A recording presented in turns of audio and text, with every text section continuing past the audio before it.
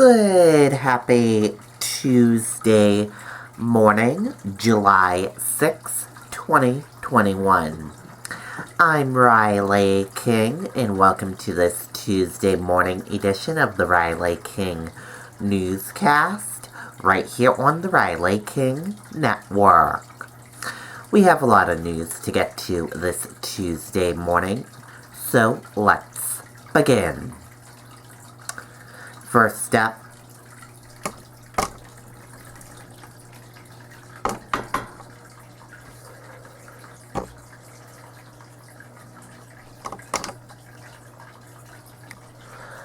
malfunction caused explosion at Dover's firework show. Let's take a listen to that video from WMUR News 9.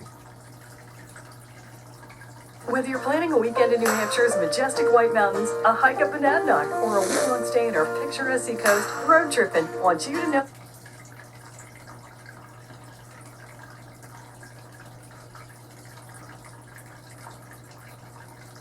Debris and that burned out grass there is the only remainder here at Garrison Hill Park after that explosion. About 15 minutes into the show, things came to a chaotic end. It wasn't the grand finale anyone intended for Dover's annual 4th of July fireworks show. You can see the explosive ending from this drone video taken by a spectator. One of the shells malfunctioned and came back onto the trailer mortars, setting off a chain reaction. About 15 minutes into the program when all of a sudden there was a short blast unexpectedly. Atlas Pyrotechnics out of Jaffrey put on the Dover show. A company rep tells me in all her years in the business, this was a first and that all safety precautions were taken. This year's show was moved to Garrison Hill Park to allow people to be more socially distanced due to COVID. The crew at the scene also using their training to prevent a worse disaster. Something unpredictable, but that's one of the nature of, unfortunately, explosives. Sometimes they don't do what you expect them to do. The explosion burned out some grass and left a lot of debris. One of the plastic mortars even launched high on top of the water tower. Dover firefighters using their ladder truck to help with the cleanup. Things like this happen. We're fortunate it was in a place that was safe and no one got hurt. Both the Dover Fire and Police Department were here on scene last night as a safety precaution. They were able to put out that fire very quickly, and again, no one was hurt. Reporting in Dover, I'm Nicole Lally, WMUR News 9. Okay, and there you go on that video and that report.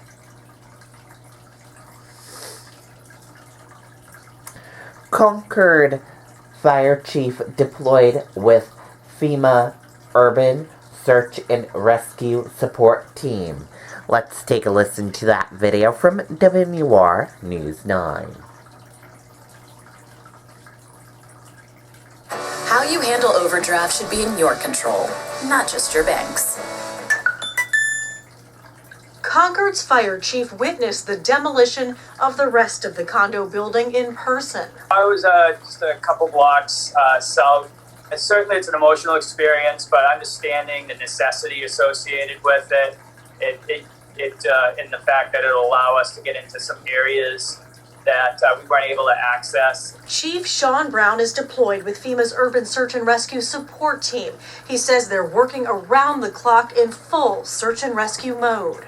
Most of the days turn into 18, 19, 20-hour days. And so a lot of work, a little rest, but that's the mode that we're still in and we'll stay in. He's trained and deployed with many of these rescuers before to hurricanes and other building collapses. In Florida, his job is to make sure they have the equipment to do the job. Cranes, tools, food. The canines, too. All of the urban search and rescue teams have canines embedded with them, so ensuring that they have access to veterinary care or anything else that they may need. Right now, they do not expect Tropical Storm Elsa to have a major impact, but even a rainy night takes a toll. It's raining now.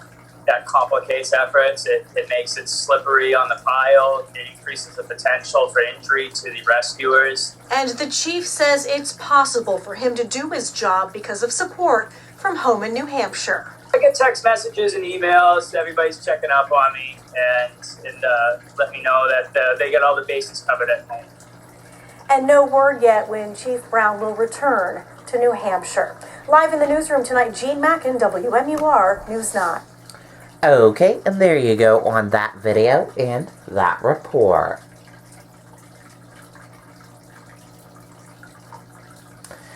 Precaution need to be taken with backyard fireworks. Let's take a listen to that video from WMUR News 9. I think what sets us apart is the fact that our technicians live and breathe only chimneys. It's not a part of our...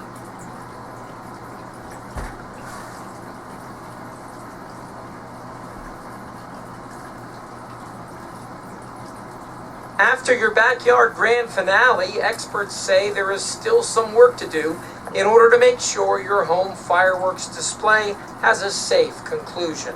It's a fire hazard more than anything else, is that, when these fireworks go off, there's extremely high pyrotechnics associated with them, there's explosive material associated with them, and it can very easily start fires. Sergeant Jeff Dade says use some common sense. Don't set things off near a house or anything that's flammable. Any debris that is left should ideally be hosed down or thrown into a bucket of water. And be especially careful with anything you may call a dud. If something fails to fire properly, what you don't want to do is reapproach it and try to light it again. You want to wait a minimum of an hour if something dud fires before you do reapproach it, and ideally what you want to do is contact your local fire police department. Officials say they would rather hear from you before something goes wrong rather than getting a 911 call afterward. And what to do with any fireworks you don't set off? Sergeant Dade says if stored properly, they can have a long shelf life. The real key here is the manner in which they're stored. If they've been subjected to any heat shock or friction, if they've gotten wet, if they've gotten too many spells of hot, then cold, then hot again, that's when they can actually start to deteriorate to a point where they become unstable. Sergeant Dade says while backyard displays can be fun, he recommends that you let the firework displays up to the professionals. Reporting live, Mandy Hirschberger, WMUR News 9. Okay, and there you go on that video and that report.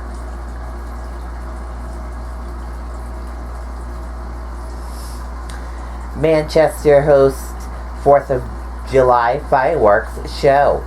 Let's take a listen to that video from WMUR News 9.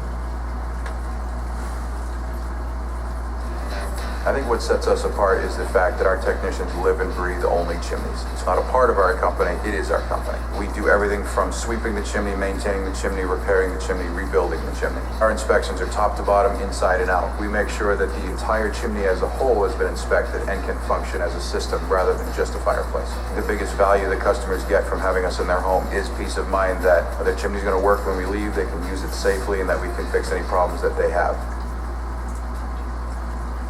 Manchester finally getting a city-sponsored fireworks show. Last year they didn't host one due to the COVID-19 pandemic, and this year it was delayed a couple days due to bad weather. Now we're able to get back together, and we're thrilled for that opportunity. This year a little different. With no vendors in Arms Park, people were encouraged to bring their own food or pick it up from a local business. That had some local restaurant owners anticipating a big night. Elm House of Pizza says staff actually wanted to work tonight. They got permission from the city to extend their seating and service area to the parking lot and plan to encourage people to bring their own chairs. Staff members were really excited to be a part of it. This has long been known as one of the better spots to catch the fireworks, so we put a good team together. Meanwhile, no vendors means Stark Brewing Company and Distillery is the only food and beverage business open right next to Arms Park. Oh, it'll definitely be a good bump. I mean, this will be a great 2 hours for me. If we had more of these, I'd be doing very good. Both businesses say events like this help, and it's starting to feel like pre-pandemic times. The last 2-3 weeks, I would say, is just a general feeling that, we're out of it and we're moving forward, and everyone's just so excited to be living life again. Prior to COVID, I was busy almost every night, and then it totally stopped, and then it started to come back slowly, but now it's back in full force, and I think this is an example. And the business owners we spoke to said they wish the fireworks had gone off on their original date a couple nights ago. They think it happening over the weekend with nice weather would have been better business for them, but they also said, we'll just take any business we can get right now. In Manchester, Jessica Moran, WMUR News 9. Okay, and there you go on that video and that report.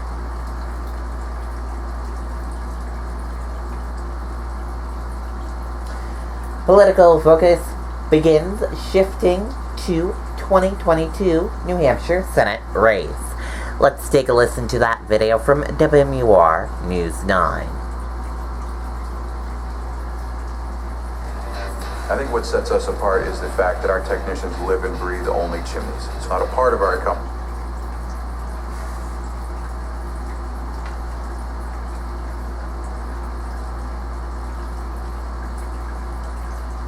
Next up is Senator Maggie Hassan. As we reach the halfway point of 2021, the political world is turning more of its attention to the 2022 re-election bid of Democratic Senator Maggie Hassan, who had several Independence Day celebrations this holiday weekend, including the 4th of July parade in Lancaster. Boy, are people happy to be shaking hands again and seeing people's smiles again. The Democrats' control of the U.S. Senate could hinge on the fate of the first-term incumbent, who defeated Senator Kelly Ayotte by a little more than 1,000 votes in 2016. Granite Staters understand New Hampshire is going to be a top GOP target. They're trying to flip the seat, obviously, and they're putting in a name that's recognizable, so it's going to be a fight. That recognizable name is, for now, the unknown variable in the 2022 election. Republicans in Washington are openly courting Governor Chris Sununu, trying to coax him into running for Senate. But the governor has held off on making a decision about his political future. Some voters have taken note of both the hesitation and Sununu's comments about his disdain for Washington. It sounds like he doesn't really want to do that kind of stuff, but I think he would be good at doing it. If Sununu enters the race, his support for a series of new restrictions on abortion included in the state budget is likely to become a major point of contention. And these two heavyweights have already tangled over this issue in the past, when then Executive Councilor Sununu voted to defund Planned Parenthood in 2015. Governor, would you be willing to find an alternative to Planned Parenthood for those who have no other choice? And what do the women in your district, the women in our town, do while we wait because politics has intervened? Even though Hassan's campaign is staffing up, the senator herself is still not quite in re-election mode, saying her job right now is helping to get an infrastructure bill passed. That's what I'm focused on. There will be time later to make my case to the voters and present a strong record to them. No matter the opponent in 2022, Hassan must contend with the political headwinds of a midterm election and her party in full control in Washington. But those who watch state politics closely say the senator should not be underestimated. She's tenacious, quietly so, and she has strong support up and down the Democratic side from here to Washington. That tenacity and party support will be put to the test over the next 17 months. Adam Sexton, WMUR News 9. Okay, and there you go on that video and that report.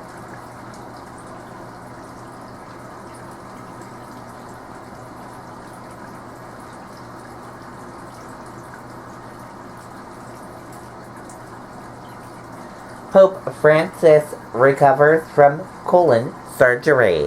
Let's take a listen to that video from ABC News. Family dinner just got better, every meal is the best. With the standing taco shell, you don't need to stress. Everybody's invited to have a meal together. Having a solid standing dinner makes your whole table better. Never do it to a miss, always a taco standing done. So now you want it, you got it. Old El Paso standing stuff. Overseas tonight, Pope Francis recovering from intestinal surgery. The Vatican calling it a scheduled procedure, saying he's in good condition and will likely remain hospitalized for a week. The operation taking place hours after delivering Sunday prayers. Here's ABC's Amy Robach at the Vatican. Tonight, Pope Francis is recovering in the hospital following what Vatican officials are calling a scheduled colon surgery. News of the procedure coming in just hours after the Pope delivered his Sunday blessing to thousands in St. Peter's Square. Cari fratelli e sorelle. The surgery was performed at Rome's Gemelli Hospital, where the 84-year-old Pope was treated for diverticular stenosis of the colon. Diverticulitis is a condition where small bulging pouches along the digestive tract become inflamed or infected, which can lead to symptoms such as abdominal pain and bloating. According to Vatican officials, the procedure lasted about 3 hours and involved the removal of the left portion of the colon. Removal of that segment should allow him to be relieved of his chronic symptoms and have a normal, perfect, healthy routine for the rest of his life. The Holy See press office releasing a statement saying that following the surgery, Pope Francis was in good general condition, alert and breathing on his own, and that he is expected to remain in the hospital for 7 days, barring any complications. Best wishes have been pouring in from around the world for the Pope, including from retired Pope Benedict. His private secretary saying he has prayed and is praying for Pope Francis's full recovery. Whit? Amy, our thanks to you tonight. Hi everyone, George Stephanopoulos here. Thanks for checking out the 80s. Okay, and that does it for that report. And that does it for this morning edition of the Riley King Newscast, right here on the Riley King Network. I hope you all have a great rest of your day, and we'll see you back here later on today for another newscast. Thank you for watching, and have a great day, everyone. I'll have a news report coming up in a little bit. Goodbye.